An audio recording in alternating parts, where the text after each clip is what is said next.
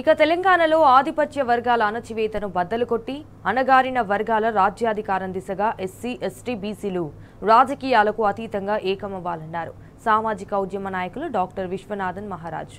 అన్ని రాజకీయ పక్షాలు ఆధిపత్య వర్గాలకే ప్రధాన బాధ్యతలు ఇస్తున్నారని, రాజ్యాంగ హక్కుల కోసం సామాజిక హక్కుల కోసం పోరాడాలనే చైతన్యం వైపు 90% ప్రజలు అడుగులు వేయాలని పిలుపునిచ్చారు. ఖమ్మంలో జరిగిన జేఏసీ ఆవిర్భావ సదస్సుకు ముఖ్య అతిథిగా హాజరైన విశ్వనాథ్ మహారాజ్ ఎస్సీ ఎస్టీ బీసీలందరినీ ఏకం చేసి రాజ్యాధికారం సాధించి తీరుతామని స్పష్టం చేశారు.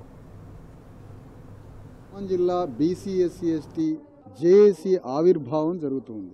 తెలంగాణ అంతటా గత 3 నెలలుగా ఇక్కడ అనేక కుల సంఘాలు, బీసీ ఎస్సీ ఎస్టీ సంఘాలు, అణగారిన వర్గాలు, పౌర సమాజం, న్యాయవాదులు, మేధావులు అందరూ కలిసి ఖమ్మం జిల్లాలో కూడా బీసీ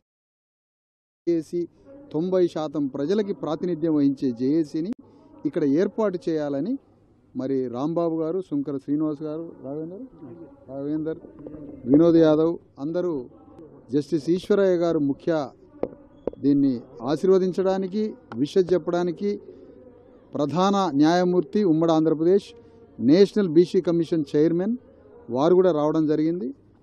ఈరోజు బీసీ ఎస్సీ ఎస్టీ జేఏసీని ఇక్కడ ఆవిర్భవించబోతున్నాం.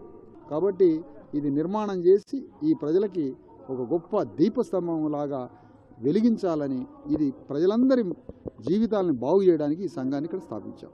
100 సంవత్సరాలుగా ఎస్సీ ఎస్టీ బీసీలు రాజ్యానికి దూరమై ఎంతో అవమానపడుతున్న సందర్భం మనం చూసాం.